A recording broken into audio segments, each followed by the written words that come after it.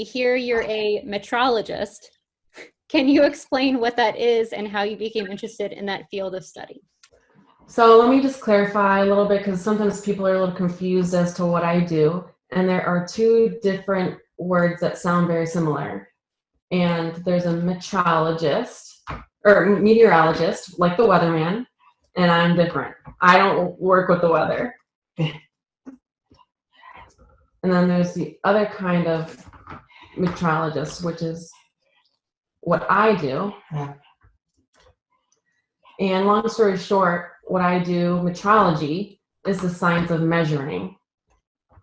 So I'm really good at measuring different parts and analyzing that data and working with different project managers and engineers and looking at different parts and figuring out how to fix them, and then shipping them off to the consumer. And I do a lot of troubleshooting, for example. So there's a program that helps me check to make sure that the part is working correctly. So there's just a lot of different things involved with my job. What was the other thing that you asked? Oh, yes, I actually didn't know the field existed until a recruiter on LinkedIn actually reached out to me, and I used to work as a quality inspector. So it just makes sense with my engineering background and the quality inspecting. There's just a few different certifications that are kind of related to the metrology field already, so it just made sense. As a person of color in this field, what are some challenges you have faced?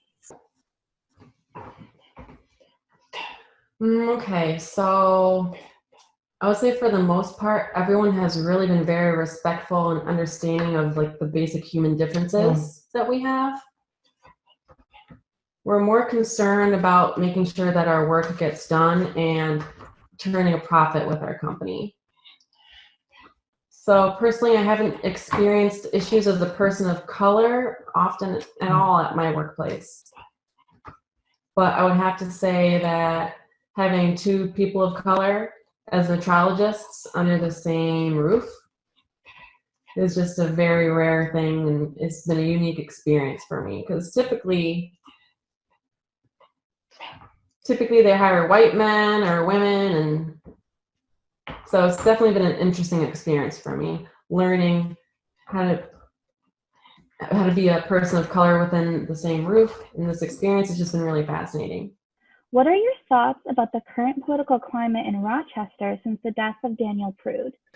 Well, the city is very angry, and understandably so.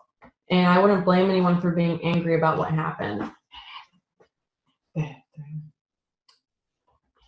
But if I'm, my honest opinion, the police union has an almost unchecked power on top of almost no training for dealing with people who may have some mental health issues. So that's just it's a largely liberal.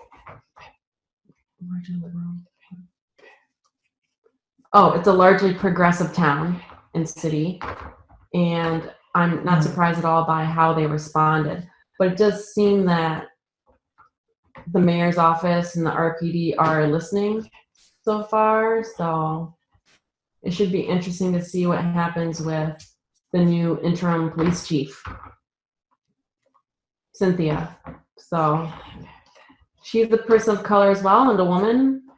Hopefully she can bring some fresh insight into other how to run everything since with what's been going on. Yeah, and actually there's one of the protests for Daniel Prude, and I felt it was a lot different compared to when I went to a protest for George Floyd, and that was back in April. And just the mood of the city was completely different. It's just completely different, like politically, but when what we've seen firsthand being there, it's been really different experiences.